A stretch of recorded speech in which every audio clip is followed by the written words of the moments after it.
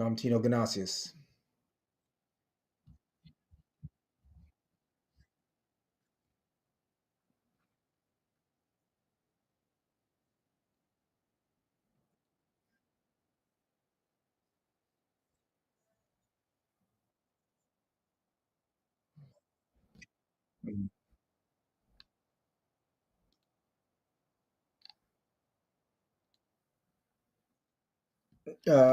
So I guess starting with the Seahawks quarterback room and then moving to the quarterback class. Um, I don't love what the Seahawks have in this quarterback room right now. I did like Sam Darnold, or I mean Sam Howell, a bit coming into last season. The little bit that he showed wasn't great. Your hope would be that he would learn and kind of get his, continue to work on the mentals. But I don't think he's a legitimate Super Bowl quarterback. I guess when I'm evaluating the quarterback position, the way I think of it is, can this quarterback win a Super Bowl for the Seattle Seahawks? That is all I truly care about. And the answer with Sam Howell is no. The answer for me with Sam Darnold is no. I think Darnold is not as good as Geno Smith. I think we'll see that this year. I think he's one of those that needs tremendous players around him to elevate him. He can be above average, but that's with the elite surrounding cast. He certainly doesn't have that on the offensive line yet. So at this point, the Seahawks do need to be looking at who's the quarterback of the future. I don't think it's Sam Darnold. His contract does not read that it's Sam Darnold. So it is important that we look at these quarterbacks. It is important that we, examine them and see who's the best fit and who we believe is the most talented. But I'm not a big fan of what we're doing in the quarterback room, and I hope that we have a good running game because otherwise, this isn't going to be a very fun offensive year for the Seahawks.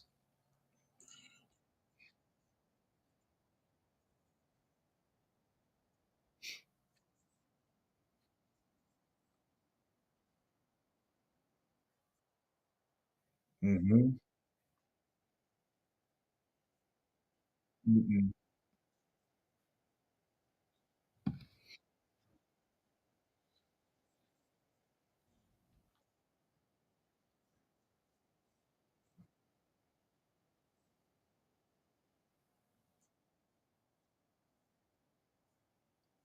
Mm-hmm. Right.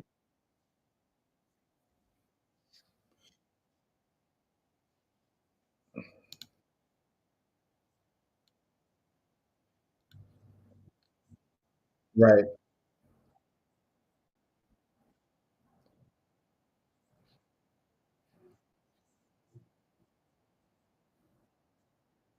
Right.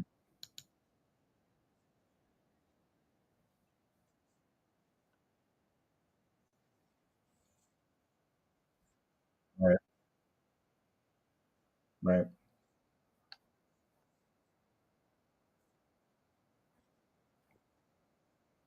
Mhm. Right. Yeah.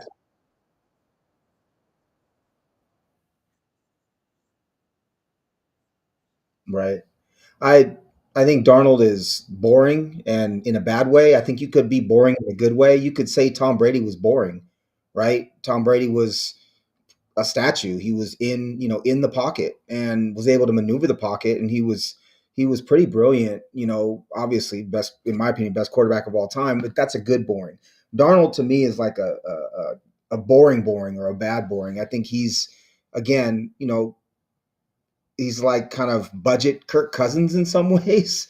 Cousins has had some good years and has been a talented passer and certainly is great in play action. And I think Donald has some of those qualities, but are you winning a Super Bowl with either of those two quarterbacks? That's the question I have to ask myself. And the answer is no. I don't think you are. And so I don't know. I'm not excited. And I think it is interesting that the Seahawks have as many draft picks as they do and as many high draft picks as they do in a draft where they could potentially move up if that was something that they wanted to do or if they fell in love with the quarterback. But in my opinion, that quarterback doesn't exist in this draft. And so I guess it's a good time to get into the quarterbacks and what we think, and if there is about them, and if there is a quarterback or a couple that we think would be a good fit on this team as one that could develop into a starter potentially.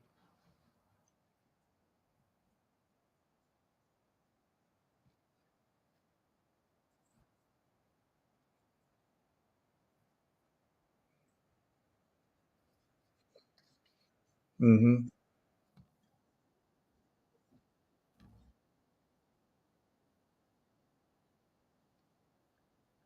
Hmm.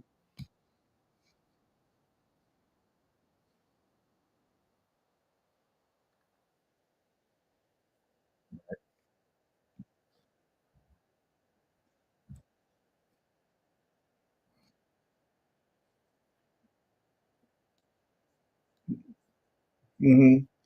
Yeah, he's my number one quarterback. He's 6'2", 219. He was a zero-star recruit, went to Incarnate out of Texas, went to Incarnate Word.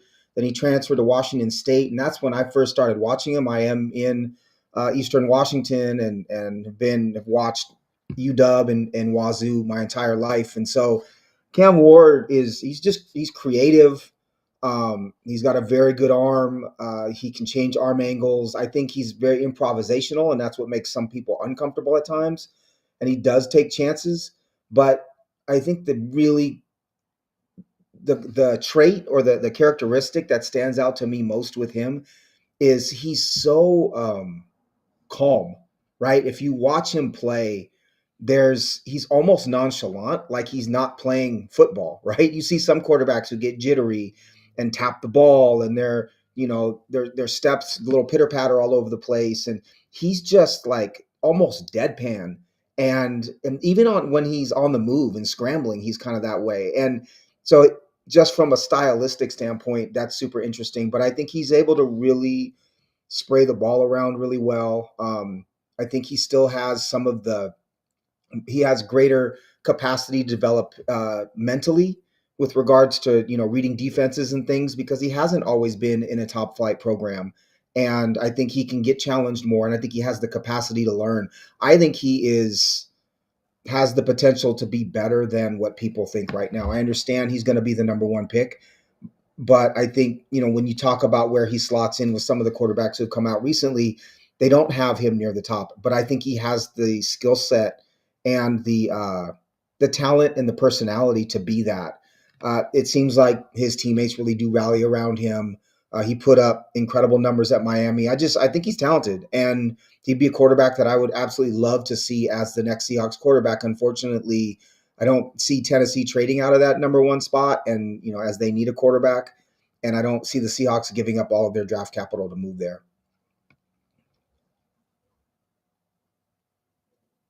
We can't hear you, Candace.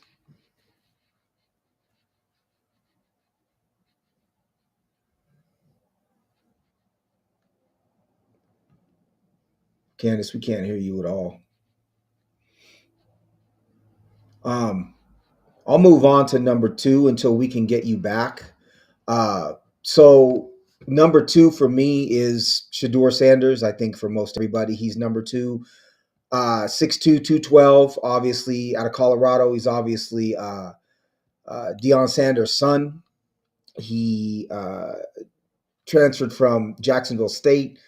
You know, I think Shador is also underrated, if I'm being honest. There's his shtick, uh, kind of, his bravado rubs some people the wrong way, but he's a grinder, man, and he's tough and he's incredibly accurate. The interesting part is, Dion was flash, and Dion was, his sub 4.3 speed and was just so athletic. And I think Shador is not nearly athletic as his father, and but he's kind of on the opposite end where he's really really smart and and accurate, and I think he's going to make uh, some team really really happy. I think going to a team like the Giants for Shador Sanders would be a lot of fun because he's such a great personality and such a big personality. And I think he's going to be your close to 70% passer who is going to show up in big moments. I think he's going to make some mistakes at times. But the other thing to remember about Shador is he didn't really play behind any sort of offensive line, right? At Colorado, he got beat up his first year, and to see him with a good offensive line and with some semblance of a running game, and like I said, he's incredibly intelligent, and I think he's going to be a very good quarterback and quickly. I think Shador Sanders will be better early, but I think Cam Ward will be the better quarterback overall. But it would not surprise me in 3-4 years if both are top 10 quarterbacks in the league. And I know that a lot of people think they're pretty average, but I think those two in particular are very talented, and I expect both of them to succeed.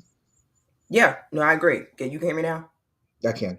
Okay, all right. Sorry for the technical issues there, but yeah, I agree with a lot of what you said, particularly about Shador Sanders. I'm a pretty big fan of him, especially because I think his biggest knock is taking a lot of sacks, right, holding the Mhm. ball too long, and I think that was in some part because of how bad that offensive line was. Mhm. Uh, I also think he dealt. I think he could deal with pressure well in some ways. I think he needs to learn how to step up into the pocket instead of taking a step back. He tends to like go backwards in the pocket, and that sort of really hurts him. If he improves that pocket presence, I love his ability to process the game, to go through progressions. I love his ability to be able to.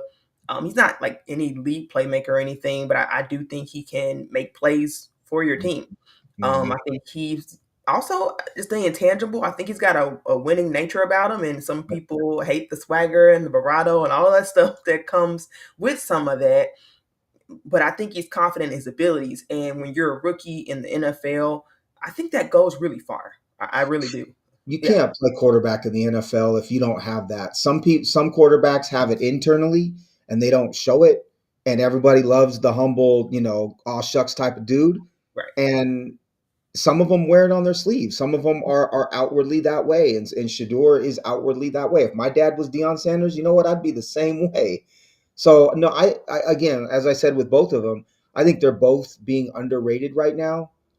They both have things that they could be better at. There's no, neither of them are the perfect quarterback prospect, Mhm. but they also what we've seen is quarterbacks used to be, this is the interesting part about this class in general for me, is quarterbacks used to have to be 6'3", 6'4", 220, 230 pounds.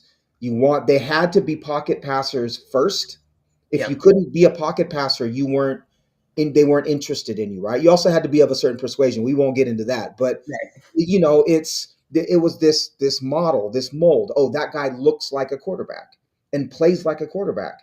And what we found is, if you name the first two best quarterbacks off the top of your head, I'm going to say like Josh Allen, Patrick Mahomes, and they play off script. They're improvisational. They throw sidearm at times, right? They both are faster than you expect them to be. And I think the position has become something very different than what we used to see. But I Yes. think sometimes you're still looking for that old stereotype, and neither Cam Ward nor Shador Sanders, for a number of reasons, don't fit that stereotype. Cam Ward is throws sidearms sometimes, right? Is nonchalant. When he scrambles, you think he's going to get hit, but he's faster than he appears, right? He tries to smoke it into a window over the middle, and you're like, what are you doing? And then he ends up completing it.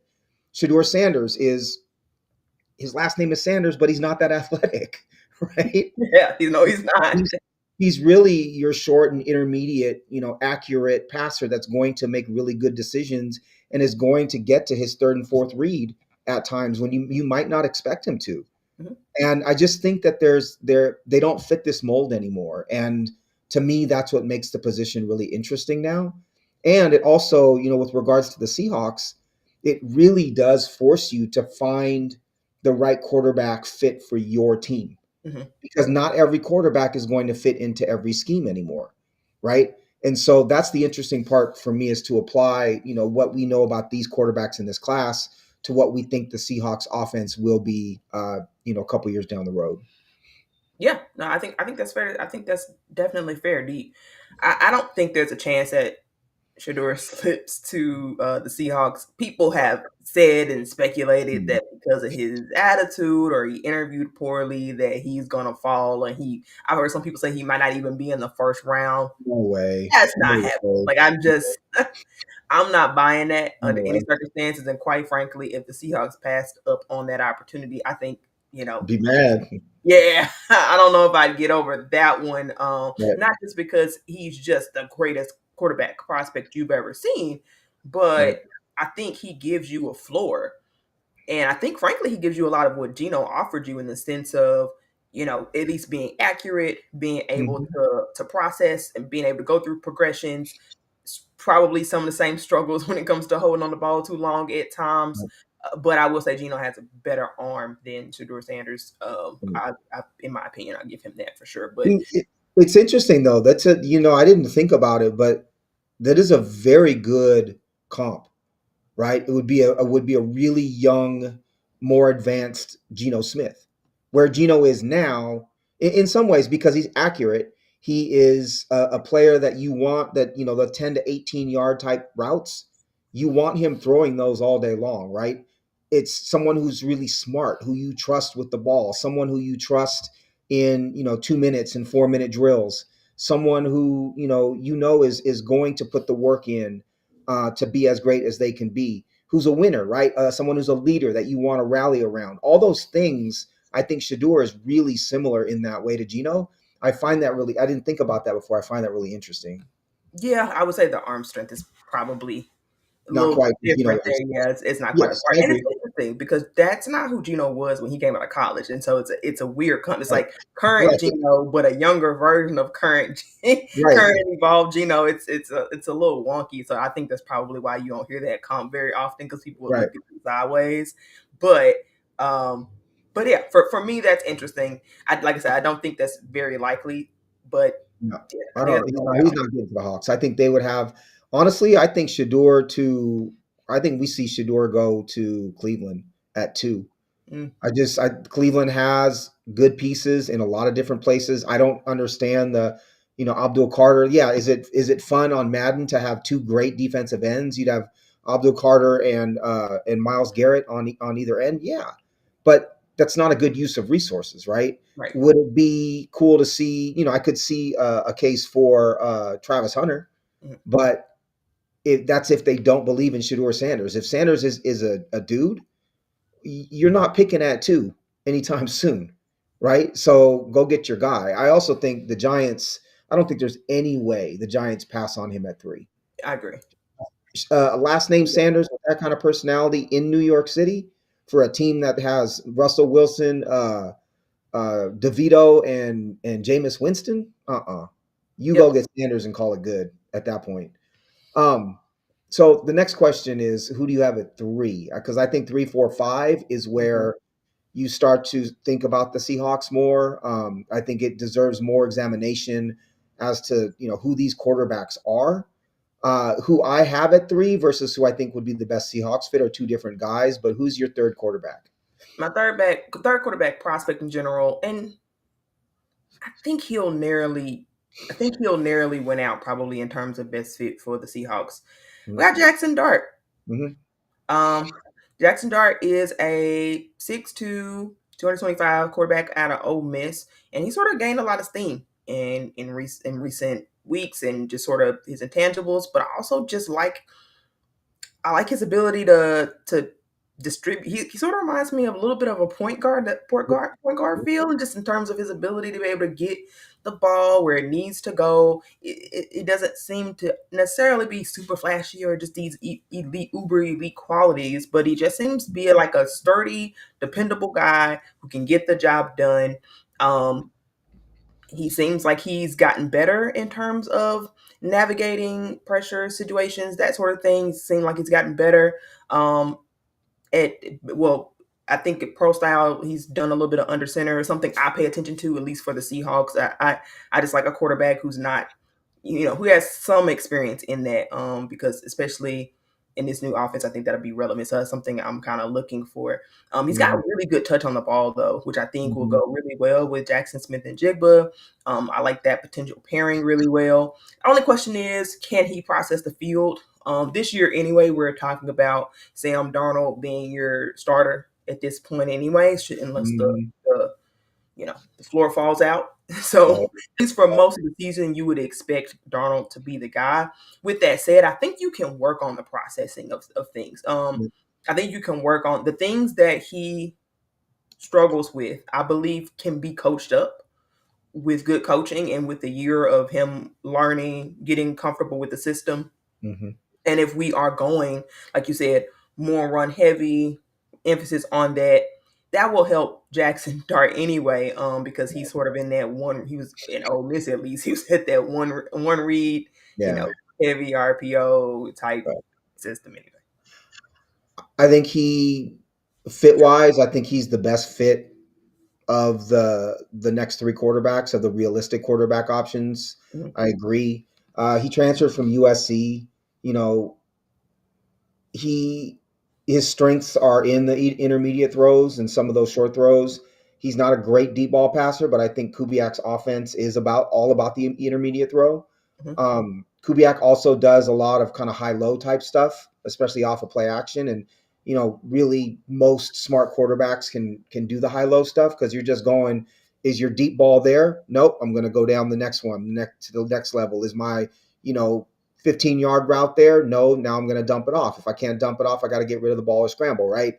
And right. it simplifies it for the quarterback. I think the other thing is he's athletic, right? He can throw off platform. He can Mhm, scramble for a first down. He's tough. I think there's things about him to like.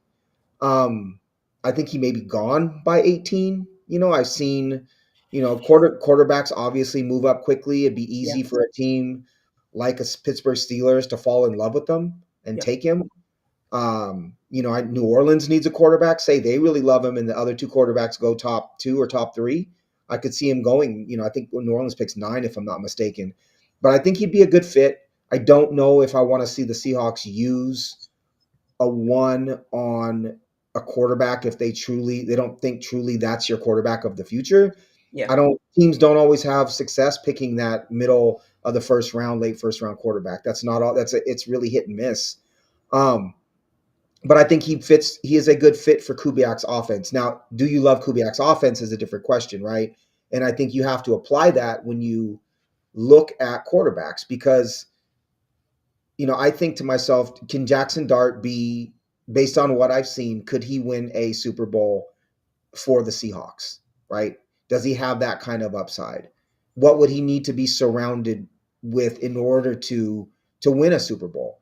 Um, I don't know that I see that talent from him necessarily. I think he could be an average to above average starting quarterback in the NFL, but he'd have to have like superstar talent around him in order to do it. So, in my opinion, um, picking, let's say, most of the offensive linemen are still available. Say Campbell goes, Membu goes, but you've got Justin Simmons out of Ohio State left out there. You still have um, Booker from Alabama, the guard is still there, right? You have who's the white dude from one of the Dakotas that I've seen, those kinds of dudes still available, right? I think to pick a Jackson Dart at 18 instead of fortifying the line would be malpractice for me, personally, because there are a couple players quarterbacks I think are worth a draft pick. But give me the premium offensive line talent first before I go chasing, kind of reaching for a quarterback who I yeah. don't know if he's going to be my quarterback in the future. I agree. I agree. And that is why you got Sam Darnold, right? So that you don't have to be forced to get the first quarterback available to you based on how the draft falls. I think you were looking at being in that position. You trade away Geno, and you didn't have necessarily. I mean, it was a while before they were able to wait. Obviously, they had to wait until free agency started and secure the contract with Sam Darnold. But that's basically his number one purpose is to give you a little bit of flexibility where you can Right. prioritize your offensive line, which I really hope we see in the draft, since we sure didn't see it in free agency. We still may. There are still offensive linemen out there, not the I could premium care ones, but less. Could care less. I really couldn't care less. Could not. so We let guys go. We let guys come in the building and let them leave and go sign for $3 million. I couldn't care about who didn't even get the $3 million I contract. agree. I agree. So my number 3 is not a good fit with this uh Kubiak offense, but I think he is my number 3 quarterback prospect. Okay. That's Jalen Milroe, quarterback, Alabama, 6'2", 217. He ran a 4.37 at his pro day. The comp is not a perfect comp, but I've seen Tyrod Taylor comps kind of thrown around with him. He needs development. He needs developmental time. He's not an on rhythm passer. He doesn't get into that rhythm like a Jackson Dart or Ward or Sanders, even a Quinn Ewers and those types of dudes. That's not who he is. Um, but he has the athleticism of a Jalen Hurts, right? With more pure speed. He's got an ability to play in a more modern type um, NFL offense where like a Hurts's offense or like a you know Lamar Jackson type offense where it's centered around a power type scheme, right? Where he's a threat running the ball, which would open up a ton of stuff play action wise. He also throws a really pretty deep ball. Um, but again, that's like the opposite of what the Seahawks are looking for. The Seahawks literally, I feel like, are looking for your most milk toast, no pun intended, quarterback who is accurate and takes care of the ball and can run some play action and is going to throw those 10 to 18 yard routes over and over again. That's not who Jalen Milroe is whatsoever, right? Not that accurate short, doesn't always make great decisions, but can break a 60-yard run at any point in time and can throw a 60-yard bomb at any point in time. We don't have to talk about Milroe too much, but I like him, and I would love him if my team played that kind of offense. I'm out. I'm out on Jalen Murrow. I'm out. Can't do it. But I think the reason why I'm out on him and why you're for him is because I think we look for two very different You things do. and what we would want to see for our team, especially from the quarterback angle and the offensive angle, which is interesting because you're the run guy. But anyway, Well, you want 10-8 and a wild card loss, and I'm looking to win a Super Bowl. no. I No, don't want to in a wild card loss. what I know, what I mean is, what I mean. Let me clarify. What I mean by that is I'm always looking for. And I do this in every sport. I love upside, right? It's how do I win a championship? How do I win a World Series? How do I win a Super Bowl? And it's not that you're not saying that, but your path to it is through, balance and, being, not making mistakes, having explosive players, get the ball, that sort of thing. For me, I want to be, I like the innovation, right? I love the fact that I want to see Lamar Jackson win a Super Bowl so badly because they came in and said, you know what, we believe in this dude, and he doesn't fit the mold, and he has the highest upside of any player we've seen in a long time, and we're going to figure this out. I think Milroe would have to go to a place like that, and so yeah, for me, it's I'm willing to take a shot on a player like that who doesn't have the experience, right? Who isn't accurate, who's going to make a ton of mistakes because I believe that down the road he might have greatness in him. I don't know that that's Milroe necessarily, but it would be someone again if I was an Eagles fan and they didn't have Hurts in his prime, I would be willing to take a shot on Yeah. round 3, not round 1. Yeah, for sure. Yeah, no, for sure. I think we're at this point we're talking about the value that you get from Yes, drafting some of these guys because they're not sure going to be your first round picks. At least say you shouldn't be right, right, your first round picks. So 100% agree with you there. Yeah, yeah. So I think the good way to put it is yeah, you're looking for ceiling when you're looking at these quarterbacks. I'm looking for floor yep, where with these quarterbacks because I tend to lean more into the model that you can win a Super Bowl with a good to sometimes great quarterback and a really good team around it than right, having like the 1% quarter. I just feel like that 1% quarterback is so difficult to find that I don't. It almost seems low key like a fairy tale to me. sure, It's like a fairy tale. Like yeah, like if you hit everything perfectly, you can get this. I mean, even Justin Herbert. I was gonna say Justin Herbert, but even he hasn't proven that he can really win.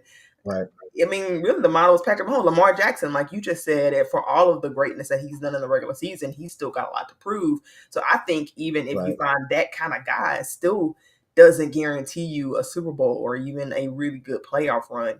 So with that in It's mind, just give me somebody I can work with. They need a good arm. They need a really. I prefer an elite arm at least. You need to be able to like threaten teams all over the field. sure, But other than that, like yeah. avoid mistakes. Like, don't screw me over. Be accurate, please. Don't give me a bunch of turn. You know, I mean, that was Chino's issue last year, but don't give me Right. a bunch of unnecessary turnovers. Process the game well. That's sort of what I'm looking for. Yeah. What's funny too, and you brought this up, is like in the college game, I'm all about the Michigan model. Give me the quarterback who doesn't make mistakes. I want a dominant running game. I want a dominant defense. Let's run the ball. Let's control the clock. I love that. Be more physical than the other team. I feel like in the NFL, the teams that win, the teams that compete, are the ones with the great quarterback. And by great, I don't mean that they have to you know, chuck the ball around 40 times. But they have greatness in them. Like, I'm looking at the list. This is a fantasy list, but I'm looking at a list of quarterbacks right here. And you're right. When I look, the top six quarterbacks are great. It's Josh Allen, Lamar, Jaden Daniels. I think you can call him great already. Mm-hmm. Jalen Hurts, Joe Burrow, Patrick Mahomes, right? Those are the elite in my Mm-hmm. mind. Right. But then you get into Baker Mayfield, Brock Purdy, Kyler Murray, Bo Nix, Justin Herbert, Caleb Williams, Drake may have the potential to be. Caleb may have the potential, but it's those six. You're trying to get a quarterback who fits into those six, in my opinion. Um, that's the way that I would try to attack this. And could Dart be one of those? I think he could be Probably below not. that group. He could Probably be not. below that group, and which is still a very good group. Could my number five, Kyle McCord, be below that group? I don't think he's quite as good as Jackson Dart is. He was a five-star recruit. He went from Ohio State to Syracuse, had a great year at Syracuse, was not as great at Ohio State, but he's your prototype, kind of old school quarterback, 6'3", 218. He's solid. He's accurate. He's got the short to mid-range throws, kind of like Dart does, but he's not as fast. And he's not as explosive. He's not as dynamic. Yeah. But he's poised. He's competitive. He's a good leader, blah, blah, blah. He's all those things, right? To me, he's what the Seahawks are looking for, at least from what I know of this current regime. And it would not surprise me in the least bit to see the Seahawks take a Kyle McCord, a Quinn Ewers, a Tyler Show, I think Shug or Show, um, Tyler Shuck. Shug, or He's or even my a guy. Will Howard, one of those dudes in between rounds like 2 and 4. That I expect them to take one of those guys between rounds 2 and 4. And I named them all because, to be honest, they're all a little different, right? Quinn Ewers is an interesting prospect. He was a five-star quarterback. I don't love him. Doesn't have great size. Doesn't have a great arm. He's what we call in baseball terms. The scouting grades are 20 to 80. We call it he's like 50s across the board, right? Where decent arm, decently accurate, isn't slow, but he to me he's a career backup. You know, you got Tyler Shug, who went from Oregon to Texas Tech to Louisville, who's bigger, 6'5", 220, 225, and he can throw it into a tight window. And he's fast. He ran a 4.63, but he's a bit of a gunslinger, and he hasn't really proven it on the big stage, right? He has a little bit more upside, I think. But these are crapshoots at this point, right? It's probably a career backup in Quinn Ewers. It's probably a career backup in Tyler Shug.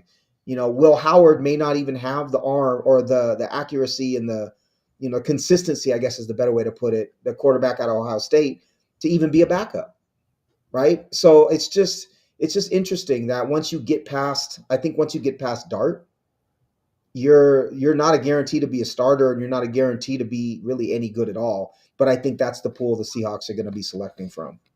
Yep. Okay. Tyler Shuck's my guy. That's the guy who I feel I like already knew that was going to be your dude. it's the guy who I feel like is well. Actually, didn't you say? I thought you said somebody else. I thought you said like a. Did you say like a? I thought you said somebody else that you thought would be my guy. Would be your. Well, I think all of them dudes would be your guy because they're No, all. no, no.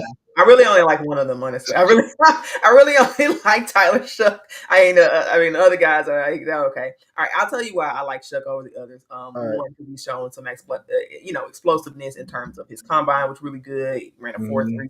4.63, broad Mm-hmm. jump 117, and he's got the arm strength. Like I said, like that's what I think. What separates him from the other guys is the fact that he genuinely can throw the ball.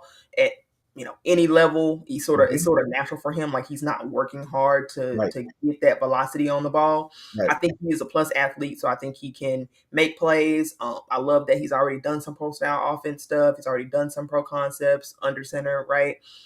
Deep shot looks really good. That sort of thing. That his pocket presence leaves some things to be desired for sure. Sure. Um, I think that is probably honestly. I think that and his age, right, with him being such an old prospect at this point, are the two biggest knocks on him outside of his injury history, which doesn't concern me as much as it probably does other people. I'm more worried about muscle stuff than bone stuff, Mhm. but anywho, I mean that's sort of more what his injury history has been like. But I like that guy. Don't know, can't point my finger on it. I genuinely feel like he can be a starter, and maybe it's because I feel like if you don't have the arm strength, I think there's always going to be somewhat of a cap on you. If Yeah. you've got everything else and you have the arm strength, then I think that puts you closer to a Geno, in my Mhm. opinion. Like Mhm. if you got the intelligence, but you don't have the arm of Kenny Pickett or Right, something like right. if you don't have the arm of Well, Mac Jones. wet noodle doesn't work. Yeah, wet noodle does Yeah, not work for I me. mean, if you've got all those other qualities and you add that with an explosive arm where you can make a defense pay, I think that's Mhm. an important element to be able to build around somebody. I don't think you can just get away with somebody who can only do intermediate. It's Right. easy to defend in the playoffs. So, given that he has those qualities, that's why to me he is the best fit. Mhm. Knowing that the age is a challenge, but I just don't. I think so many people put stock in that. I think the age thing is a little overrated.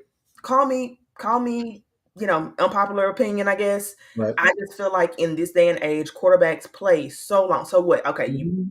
he's 25 now. He might be 26 when the year starts. Yeah, he probably may play what, close to 10 years instead of like 15 years. I just if he's good, he's good. You know what I mean? Like if he Yep. earned No, it. I agree because, quarterbacks, you can't hit them anymore.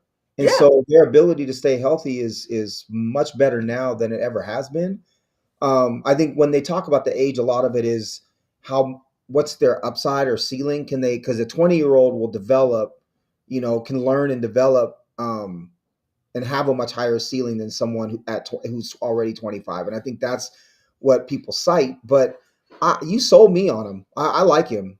Outside of Dart, he would be the one that I would like to see. And I think you're right because if you can't if you can't soften up the defense by taking deep shots, and a true threat isn't there, then they're just going to sit on those intermediate and short routes, and the Yep. safeties are going to play up, and they're going to stop the running game, and you're not going to be able to do anything. And that's not to say that Quinn Ewers or Kyle McCord can't throw deep, but I think Shug is has been more successful already Hmm. at it. That's why Dylan Gabriel doesn't work for me Right. because he Yeah. can't throw the ball deep, right? He's, So he's a it's an short one, right? I guess and he was 5'11", yeah, yeah. I can't 5'11". with the height. The Russell Wilson experience has ruined me on. I'm sorry. Sorry. I'm back to the old school pre Right. Russell Yeah, Wilson but it's days he and Breeze are the two greatest short quarterbacks of all time. Um, I expect to see the Seahawks take one of these guys. I'm not going to be usually I get excited with the quarterback being drafted just because that's the potential future leader of your team. None of these guys really, outside of the top two, um, really get me excited about the Seahawks' future at the position. Um, I think there is a possibility that they pass on all of them because next year's class is so good. Yeah. We talked about that in a previous episode. But you sold me. If you believe in Shug, then that works for me. What I saw was, interesting, but his injury history scared me. And, I think playing at the schools that he did is not necessarily great competition, but I guess Patrick Mahomes played at Texas Tech as well. So we'll see. Yeah. No, he's the guy other than I mean, obviously they can't get a Sanders or Mm, anything like that. He's the guy that I would be excited about. One, because I think you can get good value for him. So I think you can get him in the third round and be sure. fine, right? Third, maybe even fourth round. But I think he could be a late riser.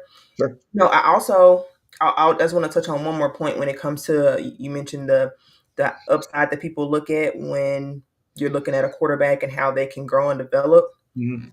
I gotta be honest, they're just not, and maybe I'm wrong. So please, if I'm not thinking of people, remind Mhm. me of them. I can't think of many instances when a guy started off not being good, and he ended up being a franchise level guy. Like even if he was young, I can't, I'm not recalling many examples of that. Of I mean, I know people always say he's younger and he can grow, but like Yeah. I haven't seen it. I would Almost I every guy. would say I think even though he was a number one pick, I think Jared Goff falls in that category Yeah, where he wasn't good in the beginning. I definitely think Josh Allen falls in that bucket because, yeah, you're and right. I think Josh Allen is like Jalen Milroe in some ways. Obviously, they're not one for one, but here, no, I say that because at Josh Allen is incredibly fast, has a rocket, obviously a rocket launcher for an arm. Couldn't hit the broadside of a barn, in his first year. He couldn't. He was a terrible quarterback, accuracy wise, and has grown into being a great quarterback. I think Lamar has gone from being a run first quarterback to a pass first quarterback who can run, and But so I think we've he seen was him. elite though. I won't count him because he was still pretty much Yes, elite he's a out of unicorn, the gate. absolutely. Yeah. But no, I think your point is well taken though. Joe Burrow was amazing right out the gate. Jaden Daniels was great out of the gate. I think Jalen Hurts was very good right out of the gate. Yep. Um, but you're right. When I go down the list, most of these guys were pretty good immediately, and or they sat on the bench like a Jordan Love. Hmm. Um, and I think those guys still get better in Yeah. different ways. But bringing the guy, I think you're right, bringing the guy in who is just talented but not very good in the beginning doesn't really fly in the NFL. Now, you could also make the case, do they not get the opportunity to get better Hmm. because they're terrible in the beginning? But Yeah. when I look though here's interesting to your point to back up your point. I look at down the list. Everyone thought Will Levis was going to develop, right? Draft him because he's going to develop. Everyone thought Daniel Jones needed time to develop. People thought Kenny Pickett would develop. Hmm. You go down this list, even a Mason Rudolph, who was a developmental quarterback, didn't end up being very good. So I think you're right that expecting a quarterback to really change and become great from being not so good in the beginning isn't a great strategy, at least in recent history. Hmm. You'd rather find the quarterback who has those skills now, and you want to kind of buff them out, like a Jackson Dart, right? You want to get him a little better. The one thing you would work on is some of the reads and his deep ball, but Right. he has the arm strength to throw the deep ball. He's just not great at it, Right. or he didn't do it a ton, and Yeah. so you would rather have that than I guess like a Milrow who ball is going all over the place and you're trying to teach him how to be accurate. Yeah. We'll Yeah. see. That's my observation. I think I almost say it's a little bit of an outdated drafting strategy. I think because the reality is teams. I do think that's a good point you made in the sense of the quarterbacks don't get the chance to get better. I mean, look at Mm-hmm. the quarterbacks don't get the chance to get better. Mm-hmm. They don't. Teams don't have the patience. Front offices, you have jobs on the line. If Right. you're bad, you're gone Right. typically, Right. or you're benched or something like that. We'll see what happens with oh, why am I blanking? The Panthers quarterback Bryce. Oh, What's Bryce Young. Yes, Young. I Mhm. don't know why I kept wanting to say right. Anyway, but we'll see on him. Like he might be an example of a guy that they stuck with them and He maybe got man, he got a raw deal though, because that team yeah, was trash, and yeah, they expected the 5'10", yeah, under 200-pound quarterback to be. And I know he's listed at like 207, but he's not yeah. 207 to No, come in and be great with the bad cast around him. yeah, Of he course, did. he was going to struggle, right? This tiny quarterback with nobody around him. And what did we see this year? We saw that he is talented. He Mhm. had a really good second half. Yep, he did. Um, but yeah, I don't know. My preference is you wait on a Arch Manning, right? Or Iamaleava, and you try to really shoot for a great quarterback as opposed to using tons of resources on a decent quarterback this year. But you sold me. I think if Tyler Shug was the guy, that works for me. Just don't go spending a two on a Quinn Ewers or something like that. Oh That's God. that's gonna make Oh, me that would upset me. You said it. You It gave me the already same know. reaction you had to You Aaron Rodgers. all you already know that's what they're gonna do. Is they're gonna spend a No. two, but it's gonna be on a dude that none of us. It's gonna be Will Howard or something like that, and we're Oh both my just gonna God. lose our minds. You I know, can't even imagine. Oh my God, Tino. I you really already hope know. You already I know. hope that does. I can't even. I'm not. I can't process it because I'll be angry for the next 3 weeks with the concept or the idea that that is even possible or realistic. I'm, Oh my gosh, I don't I'm really telling want a you. quarterback before the third round. I'm cool with a guy in the third round. I don't want a guy before the third round. Not unless it's someone who dropped, right? If it's Dart Yeah, and Dart drops to the second, that agree, works. But agree. I'm gonna be mad if two of their first three picks aren't offensive linemen. That's where I'm at. I see. So speaking of, we see wide receivers being mocked to the Seahawks a lot right now. Yeah, The Seahawks aren't taking a wide receiver in the first round. they better not. They're just you can't throw to them if you don't have any time. If you can't block, why have the wide receiver, right? Yeah, It's what's wrong with the Cincinnati strategy in some ways, even though Joe Burrow is as great as he is. You put all your resources in two receivers and a quarterback, and now you don't have a line. yep, Um, we should get to the receivers. yes. Um, I think the receiving class is good, not great. I probably give it a I don't know, like a 6 out of 10. Um, there are some guys that I think could be very good to great, but there's no one who's. It's interesting because none of them are balanced, right? They all have these very specific traits that they're really good at, or they're balanced like a Mecca Abuka, but not a superstar, right? Hmm. They do everything pretty well. So my number one is Tetaroa McMillan, the wide receiver out of Arizona. He's 6'4", 219. I don't love him. I don't think picking a tall, you know, big wide receiver in your top 10 is a good idea most often. You don't want DK Jr. Tino? Man, he's not as athletic as I know DK. he's not. As D stuff. He ran a I mean, he's the closest thing in his class, you he know. ran a 4.54 at his pro day, right? And that's a little concerning. I read that Mike Evans and Mike Williams were the last two wide receivers to be picked in the top 15 who were above a 4.5 or 4.5 and above.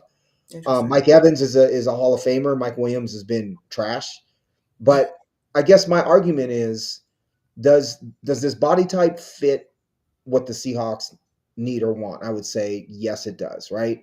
Is having him, with a Cooper Cup and a JSN, does that give you three really good wide receivers? It would, but I just don't think that this is what the Seahawks need, and B, can you find maybe not McMillan, but something that would be 80% as effective, 90% as effective in the third round. And I think there are a lot of guys who are big bodied, athletic, who can do some things. They just won't be as skilled as McMillan is. I do think he's very skilled. The comps I've seen, you've seen Drake London, you've seen George Pickens, I've seen T. Higgins. But the other thing is he struggles to create separation, Yeah. with press. When I see that makes me nervous. I'm sorry. I've seen plenty of wide receivers be supposed to be great and never be able to be anything because they can't get off press coverage. Yep. So that's a scary thing for me. I do think he's going to be good. I don't think he's a superstar. And again, I don't see the Seahawks going wide receiver when they need the offensive line help that they do would make me crazy. It would make me crazy. I would agree with you. And I don't think he'll probably fall that far. He's right now he's predicted top 10 anyway. And so not that I Mhm. think he's worthy of that necessarily, but offense is king. And he's the best wide receiver in the class. You know, I think the most unfortunate thing to me about the DK trade, which I don't think you got to talk too much about. It happened Um, right after we that happened recorded. right after, yeah, right after we recorded. The most unfortunate thing to me, other than not having DK, because that was always a tough thing for me in my head about trading DK. Yep. But it's that this wide receiver class is probably the worst one that you could have like traded a wide receiver in probably like I don't know, at least 5 or 6 years, man. I mean, these wide receiver classes have been absolutely loaded. And it's like the one year that it's not, and it's kind of Right. middle. There are some players. It's just not. It's across the board. It's not loaded. And again, I think you need a if you need a specific skill set, you can go find it. Right. Well, so this leads me to something else, which is the Seahawks clearly want most like two of their three wide receivers to be that kind of technician in you know in the middle of the field, the Cooper Cup type, the Puka Nakua type. JSN falls in that category to a large extent, right? Very detailed route running, very Mhm. smart at reading defenses, understanding you know how to get open in zone, that sort of thing. And then Right. you need one guy to take the top off in case, so that their safeties can't sit on those routes. And that's what Valdez Scantling has been for the last couple of years for various teams, right? For Tampa Bay, for Green Bay. But, do you spend a one on your guy taking the top off when your quarterback is Sam Darnold and may not be able to get him the ball? And I've seen Matthew Golden, who's my number two, Yep. being mocked to the Seahawks, and he's 5'11", 191 out of Texas, and he ran a 4.29, right? That's a take the top off type of dude, For sure. but he's not a technician in his route running. His hands aren't great, and he's not the most elusive dude. He's just really fast and can get open. So is that a good use of the Seahawks, draft capital? Unless you're going to bring in a different type of quarterback after Darnold, that doesn't make that much sense to me because you can find a Valdez Scantling type in free agency for a couple $1 million most of the time, if that's what you're looking for from that position. Did you have Golden too, or Yeah. someone else? Yeah. That's pretty much where I saw it at. Mhm. I You mean, know like you the said, the unfortunate thing about this wide receiver class, from what I could garner, is that it's a lot of, maybe this is bad, maybe this is not the right wording, but kind of one trick ponies to me. Like I Yep. said, the specialist guys, um, that always. I don't think that's really what the Seahawks need. That's the unfortunate part, is that I think the Seahawks need another all around great guy. I mean, obviously, I think speed is for sure something that you need, Mhm. but I think they need somebody that can high point the ball. I think they need someone that can run. Well, I guess you could do it out the route running because JSN does have that covered. Right. But I definitely think you need a guy who can contest the ball, who can run at least pretty good routes, and also blocking, I think, is a really big Yep. thing, Yep. particularly in this scheme. But Yep. just in general, I think it really hurts when you have a wide receiver that doesn't block as well. Like, as much as I love Tyler Lockett, that hurt us at times, For depending sure. upon what offensive system we were using. And it wasn't that he just didn't care. I mean, he's only so big, Right. right? So he did his best, but that sort of thing can hurt. So you want a guy who sort of has that well-roundedness. Right. And to me, I struggled because I just didn't seem to find anybody that I just, said, hey, this is who I feel like is going to be the best fit at this point. Right. Well, so I have Luther Burden the third, number three, and Emeka Abuka four. Burden was a really high recruit who went to Missouri, 6 foot 206, ran a 4.41. Awesome after the catch, like yak monster type. Good with zone. Uh, there's some you wonder if he's a gadget type guy. You Yeah, wonder if he can get off a press necessarily. He worked almost primarily out of the slot, which makes him a less good fit with the Seahawks because Cup right. and JSN are also out of the slot quite a bit. But he has some of that Malik Neighbors type explosiveness to him and suddenness that I really think if I could give the wide receiver room in Seattle anything, it's some suddenness, right? It's some explosiveness Yep. because JSN and Cup certainly aren't that. Bobo's not that. Valdez Scantling can get down the field, but he's more tall and lanky. He's not really that explosive type. So who's catching the bubble screens, right? Who's Right. catching he's that type of dude. And I think he would be interesting. I just don't think the Seahawks would spend their one on that type of player. And That's it. Abuka is less shifty than JSN, but has a lot of those the zone beater type qualities, right? Good in and out of routes. A he's a bit more straight, straight line, but he's a really good athlete. I think he'd be a good fit, but I just, again, I'm not spending 18 on a wide receiver who's not elite. He Yep. could be a 1,000 yard. He could be a 1,000 yard receiver, but he's not necessarily all pro or elite for me. So it's the one other thing I want to bring up. I think McMillan and Abuka, to a certain extent, though, are fits because they're going to try to run the game or run the ball so much. And I think both of those guys are very good run blockers. McMillan because he's so big, and Abuka, he's strong, but he also, at Ohio State, he was asked to block a lot as a wide receiver. And that is something I don't think the Seahawks are going to are going to bring in receivers who can't hold their own on the outside Yeah. in the game. That is a part of Shanahan's scheme, For not the sure. Shanahan scheme that Kubiak is implementing. Yeah, pretty much, and pretty much, I'd say any version of it, I think incorporates that. So yeah, I agree with you, and I just don't think it's worth, like you said, spending the resources to just for the sake of getting a guy who can block. Uh-uh. It's just such a poor. You could actually just get guys who block, like on your offensive line, like that. Yeah, Like that well, would be let me say that let's start with the offensive line blocking before we're yeah. prioritizing wide receiver blocking. Agreed. Agreed. Yeah, that's pretty much where I'm getting at there. Yeah. Yeah, anybody else that kind of stuck out to you in this class? I pretty much my order's in the same.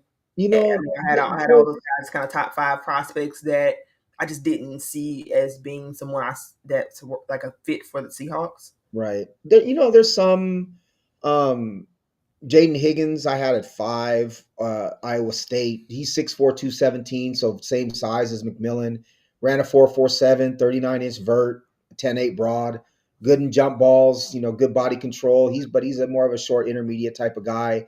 I could see him as a good fit on this team in that he would be explosive in short area and run. If you could get him to run good routes, would be potentially, someone who could really play. uh, Jack, I think it's Beck or Betch from Texas Tech. Mm. Very stocky receiver, played out of the, looks like a slot guy. Really, really, really good hands, strong. Um, he's another one. But these are all just kind of, they're not Yeah, dudes. yeah. Well, who we have? Kind of, yeah. Isaiah Bond is a little different. He ran a 4.39. He was the transfer from Alabama to Texas, Okay. but he's not a great route runner. He would take the Valdez Scantling role if they were to pick a player like that. I don't know. It's funny that we start with quarterbacks and receivers because I think for me, most years I'm like, yeah, let's talk about quarterbacks and receivers. And the Seahawks need both of them. And I look at both classes and I'm like, as far as fit goes, I still think there are good receivers here, right? The same way that I still think Sanders and Ward are going to be really good quarterbacks. They're just not the right fit at this time for the Seahawks. Yeah. It's they just I'll be more excited to talk about O line, because that's what they Sure. really need. No, for Um, sure. and I would be surprised and I would be upset as a Hawks fan if they went either of these two positions, let's say before round 3. Right. Now, if you find a receiver in round 3 that you really fell in love with, that fits the scheme that Kubiak really, really wants, I get it. I get it. Sure. Or if Shug is your guy and you take him round 3, okay, that makes sense. If Dart falls to round 2, okay. But you better get great value and truly believe in that guy's talent Yeah. before you pass on an offensive lineman, before you pass on defense, Yeah. right? Completely So agree. I don't know. I'm excited for the draft. I'm gonna barbecue for the draft and sit down and have a good time on Thursday night. It's always been a celebration for me.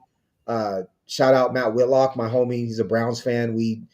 I remember watching the draft with him when they took Johnny Manziel and Justin Gilbert, the corner, in the first round, and we were all like, he was so pumped, and I love Johnny Manziel myself. So yeah, the draft is a big deal to me, but it's these first two positions, while they are needs for the Seahawks, just don't offer what I think they need at the value. Yeah. Yeah. Completely agree. They are. It's like you said. It's so interesting because if you asked anyone on the outside, you'd say you just traded Geno Smith. You got in a new quarterback, and obviously quarterback is not really a top of need, but Mhm. because you haven't drafted someone in so long, that's a high need. People would also say you traded DK Metcalf, you replaced him with Cooper Kupp. Right. So that's obviously a giant hole in your roster, and it is. Frankly, our wide receiver room, we didn't get the chance to talk about that prior to getting into prospects, but our wide receiver room, I think it's kind of repetitive. What I loved last year, even though Tyler was on certainly the downturn of his career, I loved the diversity you had. That you pretty much had most of the skill sets you need, and you had some gadget guys, like Derek Young, who I still like. By the way, I Mm. just don't think he was used maybe in in the best way. We'll see if Sure. that changes, but and or Jake Bobo, like I liked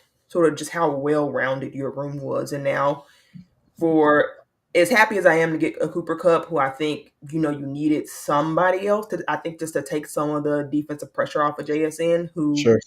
I think he proved himself some last year without DK, but I also just think it's different when it's for a whole season and teams can make adjustments on you. So you want to Mhm. have Cup in that room. But they do have similar skill sets. Not exactly the same, and JSN is obviously the superior talent there, but it's just not as great of a fit. Um, Right. I hate that. No, I really hate that. I think you well, need that with Sam Darnold. You need the wide receiver room you had with the quarterback you have now, I think. I could not agree with that more. And I think the part of the problem is Kubiak's offense is specific as far as its needs, right? Yeah. It's give me two receivers who are going to work the short in the middle, and you're not going to know what route they run, but you're going to know that that's kind of where they're going to be. It's Nakua and Cup in many ways is kind of what is some of what he wants to do, and then you got that receiver that takes the top off, and there's no I don't know I you're right. When I look at the receiver room, I'm just like, there's nobody who excites me, and it's not that Cup wasn't great a couple years ago, Mhm. and it's not that JSN isn't talented, Yeah. but I just don't. This is a this is a really I hate to say it. This is a Hawks podcast, and I'm a Hawks fan. This is a really boring, potentially really boring offense next year. Yeah.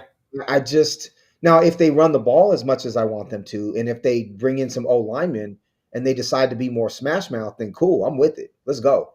I'm all about it. But I don't have confidence after free agency, after the first wave of free agency, that they're going to be able to build that line this year.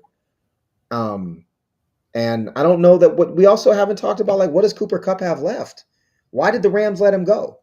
If he was that elite, if he was as good as as we've seen from him, he would still be a Ram as far as I'm concerned, right? I think he's still very savvy. I think he has a lot to offer. I don't think he gets as much separation as he used to in certain situations. I think there are certain situations that it's fine, and Sure, in certain situations that it's not. And that's where you kind of hope JSN can sort of sure. help, but you're certainly not you're certainly not confident, right? And Mm-mm. I think of all the moves they had, this is pretty much the only one to make, right? So for as much as I wonder what Cooper Cup has left, even if it backfires, like I don't think you were getting better there Here's than here's just Taylor. what I would have done, and this is I'm so frustrated is I wouldn't have signed, a post peak possession receiver for $15 million. I would have overpaid to bring in the lineman, and I would have used a higher pick on a receiver, right? If they would have brought in a Will Fries or someone like that, or a Fries and a Tevin Jenkins together, whatever. I don't love Tevin Jenkins, but that type of signing, and you would have brought two of them in. Not that it would have been 15, it would have been a lot more, but you get my point. Right. And then you use a one or a two on a Luther Burden, right? On a Emeka Abuka, even though it's repetitive a little bit.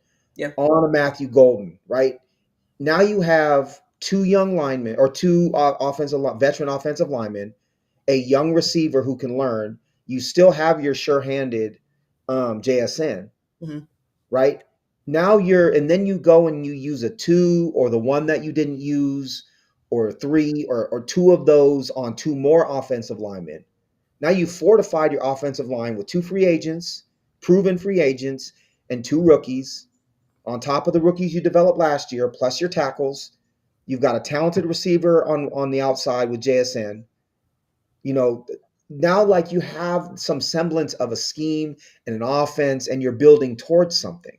Yeah. Instead, they were cheap, and you went and signed, the fan favorite, dude from Eastern Washington, and Was it Rivercraft? River River Craycraft. Well, yeah. him too. You signed him and Cooper Cup. Cooper Cup is from Yakima, Yeah. and it's just, and it's not that I don't like Cooper Cup. I don't think you sign him in lieu of an offensive lineman. If you had to give Will Fries $3 million more per year with the same years as he signed for to get him to come to Seattle, that's what you do.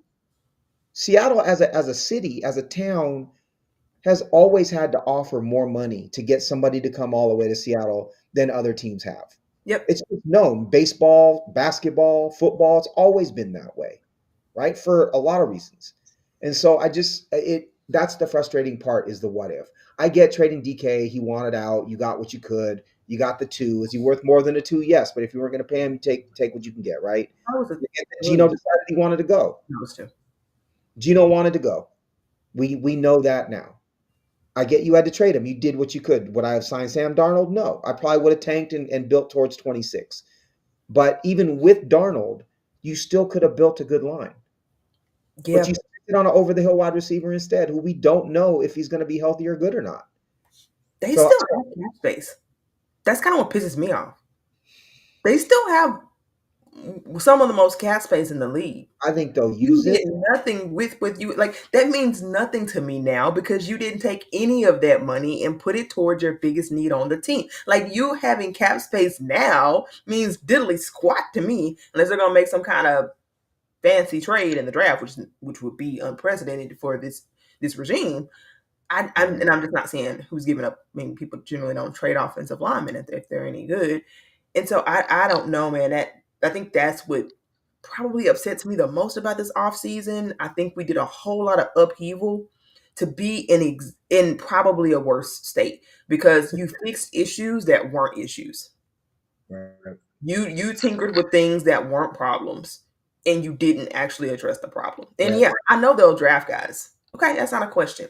I go back and forth. You said earlier on, like, you you'll be pissed if they don't use their first round picks on, I mean, first, second round picks on offensive linemen. In theory, I agree with you. Most of the time, I try not to pigeonhole. You know what I mean? Like, I try not to be Sure. like, you have to draft this one position because you really want to have the Yes. flexibility to go where the board takes you. But with the literal zero that they did with the offensive line in free agency, it's kind of hard for me to argue with you and have a leg to stand on and say, well, you really can't draft that way, and that's not how the draft's supposed to work because it's not. But they've pigeonholed themselves in this position where that's what they need to do because you can't just keep drafting fifth and sixth round guys and then expecting them to be starters for you. I mean, Right. Rookie year, no less. yeah, I Right? mean, it's hard to have day one. There are not many immediate day one starters who are very good in Mm-mm. in the NFL anyway. Mm-mm. Harp did a podcast on it, going through some of the most recent interior offensive line picks and how they did, and it's kind of middling results, right? Right. Middling still be a Sure. step up from what we have. Bradbury, the center with the Vikings, was available. You could have signed him, right? He became available. They let him go, and then you didn't go sign him. Everyone's saying he should go to the Seahawks. Go to the Seahawks. They didn't sign him. They could have solidified the center position and then just focused on guards. And you already are developing two guards you picked last year. So at that point, you don't even have to patch all that much. But you're now looking for a center and two starting guards, basically. I just brought up what's left on the offensive line. Brandon Scherf is left. He was a top 5 pick in 2015. Played with the Washington and then Jacksonville last year, but he'll be 33, right? Um, you have Jedrick Willis, who was the first round pick of the Browns, but he's a tackle. He'll be 26, but he's kind of a reclamation project at this point. in some ways. Otherwise, they would have re-signed him. Tyron Smith will be 34, but his knees are shot. Oh yeah, You know, he's probably a Hall of Famer, but his knees are shot. Will Hernandez, former first round pick at guard, but he's going to be 30. So there are some guys, if they went out and signed Scherf or signed Hernandez, you know, to me, or signed Willis and made him a guard, to me, that's a start. It's not Fries, it's not Bradbury, but it's not horrible. They're talented players, right? They're better than what we have. And if you have the money to spend, man, if you're gonna just throw the money away somewhere, please throw it away in the offensive line on some lottery tickets because it's just not. They're better than Tomlinson. These guys are better than Tomlinson. The guys who I named are better than Tomlinson. I'm I don't telling you. think so. Will Hernandez is. Will Hernandez was good. Will Hernandez can block in the running game. Then why doesn't he have a contract? They might be waiting him out, right? He might be asking for more money. I We will say, no, I'm sorry. Uh, Brad, you mentioned Bradbury. I wanted to interject it when you were talking about yeah, him, but yeah, the guys, they did compare him to Olu, and I'm again, I'm not gonna pretend like PFF is king, but it also there really aren't a lot of other metrics to great offensive linemen in yeah, particular that are at least yeah. accessible. So they basically graded around the same. They pretty much, and that's probably why I didn't go get Bradbury. I mean, it makes sense to me in the moment. And when you look back on how things ended for the Vikings, you do realize they had as many issues with their interior offensive line as the Seahawks did, at least when it mattered most for them. They Mm-hmm. did. They went out and fixed their problem though, and we did not. But it's hard for me to. I'm not gonna bang them over the head about the Bradbury signing. Right. I, I do think you could at least got, what was it? Not the Dillon guy, the guy who went to the Patriots. What was it? Oh no, man, I'm trying. There was a, I can't remember the Lineman? name. Yeah, it was a guard. He came to, I believe he's one of the, not Dillon, not the Dillon guy because I wasn't Oh, super was heard it about. not Dylan Radens or Yeah, Reduns? I don't know how to pronounce yes, it. yep, Um, the one I wanted to see him get was well, Zeitler would have been nice just because he's a veteran and could have been a leader for them. But Mekhi Becton, the yep. guard that was the tackle, a top There 10 you go. draft pick at the tackle with the Jets, goes to the Eagles, rebuilds his value, and then he signed. It was 2 years, 20 million. You couldn't give him 10 million a year Right, to be an absolute road grader in the running game and like just correct, run people over. correct. I You completely know, agree. how are you going to run play action with Kubiak's system if you can't run the ball? They're just going to put seven in the box, play too deep, and tell you I dare you to run the ball because you can't. Even if you I mean, didn't like Tevin Jenkins, I'll give them Tevin Jenkins because I know like there's a question about his toughness and they're trying to build a team around toughness. I'll give them that. Though for his contract, I feel like you could have like taken a swing on it. Was he get $3 million or something like that? I feel like you could have punted. I mean, you could have taken a shot, but I think it just goes back to, yeah, whatever hope I had that John was going to be willing to seriously invest resources in his offensive line, I think went away because you definitely you moved off of Gino, you moved off of DK to create flexibility, right? You moved off of Tyler Lockett to create flexibility. I think you even got Chinanu Nwosu to take a pay cut, yep. and then you did absolutely nothing with that cap space that was relevant to your problem. I don't know if I'm going to be able to get over that. He had to do a heck of a lot. A whole lot would have to go right at this point for me to still be on John's side because you had the resources to fix the problem and you just chose not to. You didn't even. Let me say this though. I do just sports in general. Free agency is so difficult because you never know why a guy signs where they do, right? It could be his family doesn't want to live on the West Coast. It could be his mother is sick and he wants to be closer to Florida. It could be there's so many. It could be that they don't like the schools in that area. It could be that they don't like the makeup of who lives there. It could be any number of reasons. They might not like some of the coaches, right, on the coaching staff. Like there's just, I think there are a lot of different reasons. And I say that because, again, as a Seattle fan, I've seen it time and again where Seattle's offered the most money and not gotten the dude for all sorts of different reasons. So I 80%, 90% agree with you that they should have done more and they should have offered more and they should have just went over the top with the guy that they wanted the most. But I also know that free agency is not cut and dry, right? And so it's that said, it's his job to fix the offensive line, and he's not off to a very fast start. In general, I completely agree with you. I know that Seahawks facility is It's still gorgeous. highly regarded, It's and stunning. typically It's for stunning. say what? It's Yes, stunning. it is. And for almost any other position, when guys come visit, there's like a 70% hit rate, you know what I mean, on those guys' side. Mhm. But yet you brought in like three, or John said five. You brought in five offensive linemen, five interior offensive linemen, and none of them you were able to secure. It's hard for me not to say that's not the GM at that point. It really Right. is. Like, you had five guys at this position come into the building, and all five of them, like, either you weren't offering a competitive offer, or actually more likely you weren't offering a competitive offer. Because if five guys take the time to come to visit your building, there's obvious interest there. You know what I mean? Like, that you're not coming to visit you. They have zero intentions on Well, signing with you, unless it's a leverage play. But the other thing is we saw with the Saints and some other teams, the NFL cap is not really a hard cap. You can figure out a way out of a bad cap situation correct. smartly and quickly. And so if you the way I look at it is you identify the one or two offensive linemen that you really truly believe are huge upgrades, whoever they may be. It could have been Becton, it could have been Fries, it could have been Zeitler, it could have been any number of it could have been Cam Robinson, it could have been Bradbury. But you say these guys are going to make us better for the next couple of years, and I want those guys on my team. And you don't let them leave the building until they've signed. You tell them, give me the number and the number of years that it's going to take for you to sign today. Yep. And then you start a negotiation, you go back and forth, and you land probably somewhere very close to that number that they named, right? If it was realistic. Mm-hmm. And it may be a year more than you're comfortable with. It may be a couple million more per year that you're uncomfortable with or that you're comfortable with.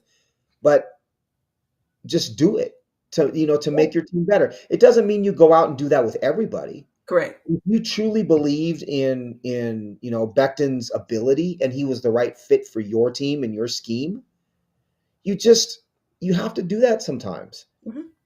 If I want, and this is going to sound silly, but like if I want, you know, if I want ribs and I want it to be a beautiful meal, right? I make my own sauce and my own rub and all this other stuff. I'm gonna go get the best quality meat that I can find and really enjoy it. And I know I'm gonna pay more than what I would pay to just go down the street to the Safeway, but Yep. I know what I'm getting, right? Right. Sometimes you have to pay for quality. They're Yes. trying to not pay for quality at a position that ruined their season last season. Yep. It ruined it, and it will ruin the next couple if they don't fix it. And they keep trying to go with the long approach. And I think that's what frustrates me is they're, you just continue to try to draft dudes. You're not gonna know until 2 3 years from now what that guy is.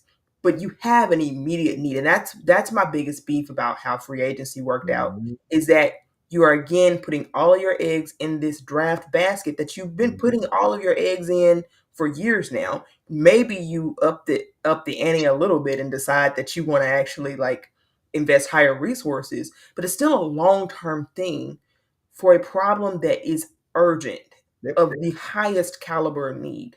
yep, And I think that's where I end up. I struggle with anything that they're going to do from this point on, because right, in my opinion, you've already blown it. right. Well, if just to be slightly optimistic, if say you did draft two guys highly, and say one of Laumea and an old boy ended up working out, and they were developing kind of on a time frame just behind Cross and Lucas, and they gelled. Right now, you bring in a quarterback with the line that has some cohesion. Right, this year is a lost year as far as I'm concerned, from what Yeah, I can see. But yeah, say in 26 and 20, say 27, you target where you draft a high quarterback next season or next year. It's their year two. You've got an offensive line that's been together for a couple of years. You've got a defense that's in its prime. I think you can see a window developing if, but they have to bring those young guys in this year. If you're going young on the line, you have to bring them in now Yeah. because they're going to need, as we know with offensive linemen, they're going to need a couple years to, to become good individually. We Right. also know if there's continuity on the offensive line, then you end up in a situation where the sum is a lot of times, more valuable than just the individual parts because they know each other and they can work together. Mhm. There's a sense of urgency, I guess, is what I'm getting at in Mhm. acquiring those pieces and starting this process now. The other one is I believe Trey Smith was a restricted free agent, Yeah, I don't think they were gonna be able to get no, I think they franchise tagged him. or, but you Yeah, still could have they put it with the franchise tagged him with the with the, non-exclusive unexclusive. tag. Yeah. But so you would have had to give up a ton of resources to get him. Yeah. Is he worth it? If you had to pay him and give up, like, what is it, a one or a two or something like that to bring him in? I don't know what the tag was exactly. I can look it up. Uh, Would I'm you? not sure if I'd love to say yes, but I also would understand their hesitation because if you put that much, that many resources into one guy, and then he gets injured, you know what I mean? Like, like I can get that one. I can't get the Will Fries one because they didn't sign him because they didn't want to they They wanted didn't him in sign for Taylor. the physical Mm, that I yeah, that's a pretty lame reason. I'm not gonna lie, that one's hard to that's a tough one for me to deal with. Yeah, unless you had some kind of insider knowledge that he's got some potential. I get maybe Connor Williams burned you, but that was kind of self inflicted. Like you knew what you were signing up for right. when you got him. That shouldn't impact your ability to get a much younger, not you know, he's not the same. Yeah, they should have. You just signed the guy. You So just it signed looks like the Trey Smith one was the same as Steve-O. was the same. What's that? Oh, Steve-O Supremo. Just Oh, in chat, just saying what's saying up. what's up. Yep. I think the Trey Smith tag was the same as the Steve Hutchinson tag, and Okay. so if they would, I think they could have put a poison pill or done something to try to. I don't know. My point is, you've got this elite talent at a position of extreme need, and if it was going to cost your one and a bunch of cap space to bring them in, are you getting someone with your one that's going to be close to the best guard in the game? Yeah. No, that's fair. That's true. It's I know it's pricey, but are you trying to be good or great, or are you just trying to like be cheap? Because to me, they're trying to be cheap. Jonathan made the statement. I know we got to close out. We've been going long here, Yeah. but John made the statement in one of his. It probably wasn't this week. I think maybe it was last week. He was talking about the offensive line, and he goes, "We're trying to be a championship team, and we don't want just average players." Bro, you haven't had an average offensive line in Hey, like hey, 15 I'll take years. average on the offensive Give line. me average, please. Let us Clearly, be you're not. average. Yeah, clearly you're not trying to be average because you've been below average for a long, long time Yeah. on the offensive line. Come on, like we finna make the jump from worst offensive line in the league to suddenly championship caliber offensive league in one off. Man, Like, give me a break. Come on, you got to do this thing in steps, man. That was right? I I've really I've Well, defended John as long as I can, but I'm out. it's I don't know. I'm trying to find enthusiasm with this offense. I'm trying to find reason to be excited about this offense. And, I'm on record. I don't like the coordinator. I've never been a Cooper Cup fan. I think JSN is good, but I'm not a fan of him necessarily. I'm a The fan. running backs, yeah, I know you are. I like K9. He went to Ohio State. I can't be that much of a fan. I love, or I like K9. I think but he hasn't stayed healthy. We got a quarterback that's run of the mill, right? Um, it's just there's not a lot of opportunity for me to be excited. I think the one way would be if they really did commit to running the ball. I would enjoy that. The defense, on the other hand, is going to be exciting and a blast, and that to me is super cool.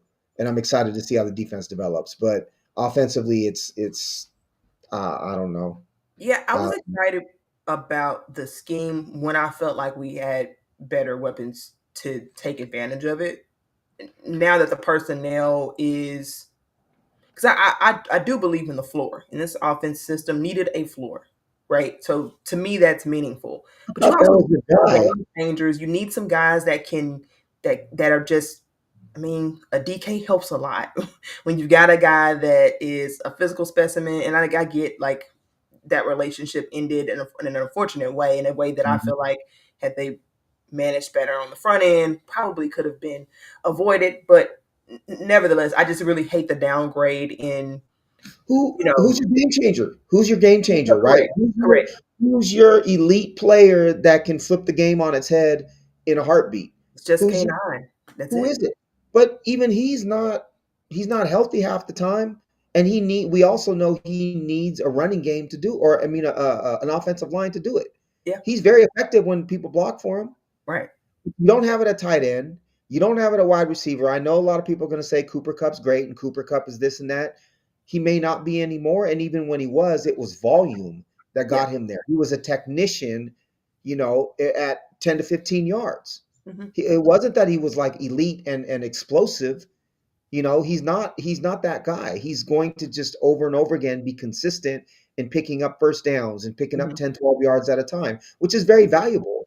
But Right. it's not exciting and he's not a game breaker. You know what I mean? It's not, you can't have a whole offense around that. And You yeah, I can't. think this offense worked a whole lot better with older personnel than what they have right now. And I still think the offense has a floor, right? So even Yes. despite that, I think there's some level of maximization that's going to happen, that you're still going to be functional. But I can't at all disagree with your point in that it'd be very boring, particularly because I find Sam Darnold a really boring person to root for, and it's just personal bias. You're But you're you're winning 13-10 every game because you're not turning the ball over. You're playing great defense and you happen to get one touchdown and two field goals, right? That's kind of no, No, I'm saying that's what this offense though, the floor of this offense is let's not turn the ball over. We're not going to score a ton of points, but we're going to score enough points to win and the defense is going to carry us. To me, that's no, what it looks like. I don't necessarily. That's not my not complete take on the offense, especially Sam Darnold. I don't think you're going to get that with Sam Darnold as your quarterback anyway, because he's a gunslinger. So I don't think you're going to. I don't think you're going to get You think that. Kubiak's going to let him? You think Kubiak's going to let him throw the ball around?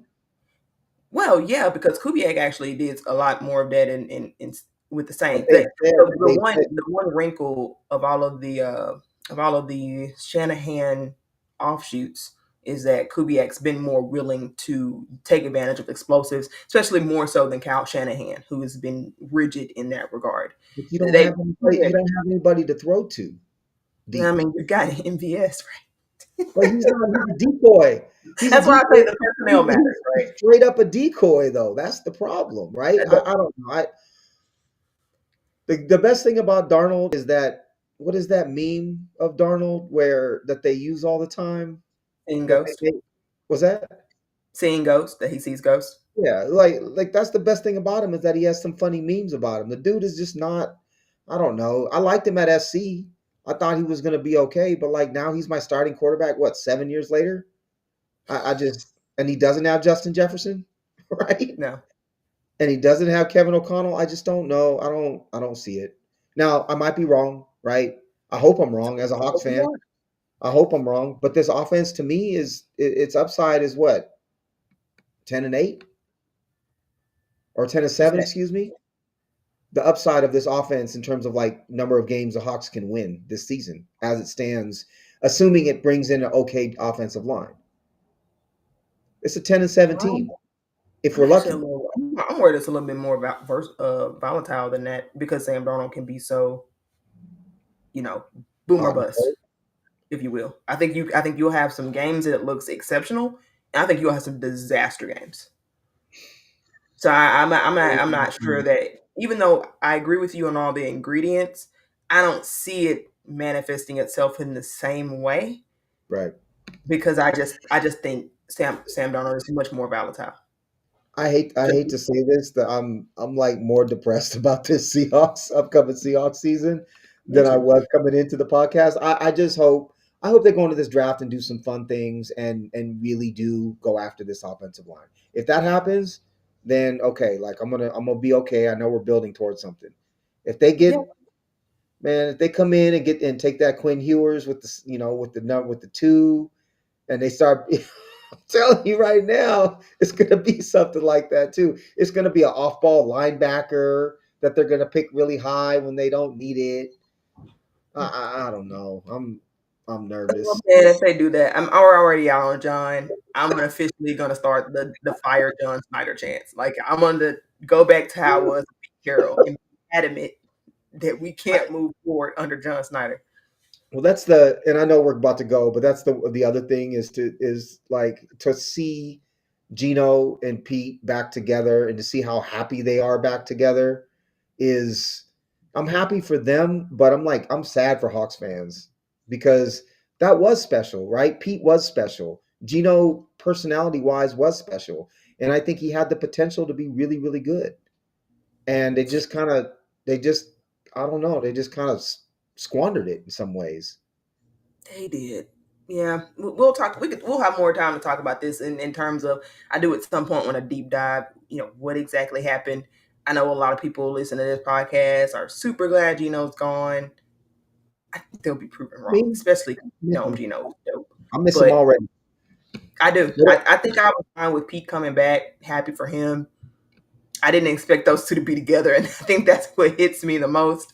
Yeah, I'm still happy with our decision for Mike McDonald, so I'm not going yeah, to for sure. revisit history that all day long. Mike McDonald, I think, if, at least defensively, certainly was what we needed.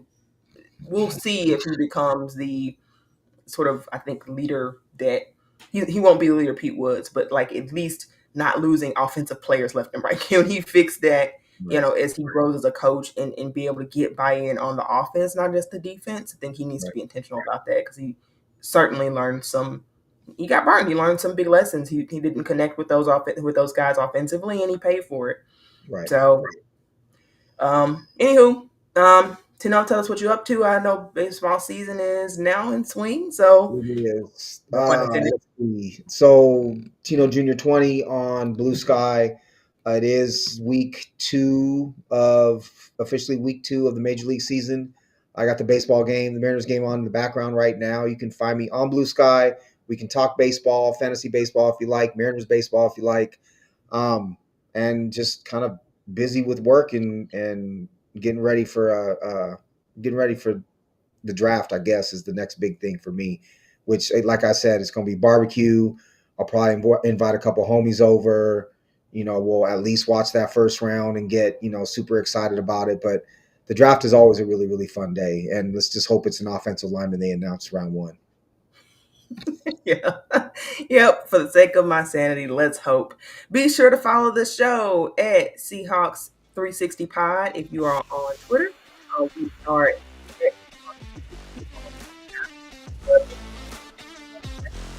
listening on YouTube. We appreciate all of that. Meantime, that's it. That's all the time we have for today. That's all. We're out. And as always, Go on.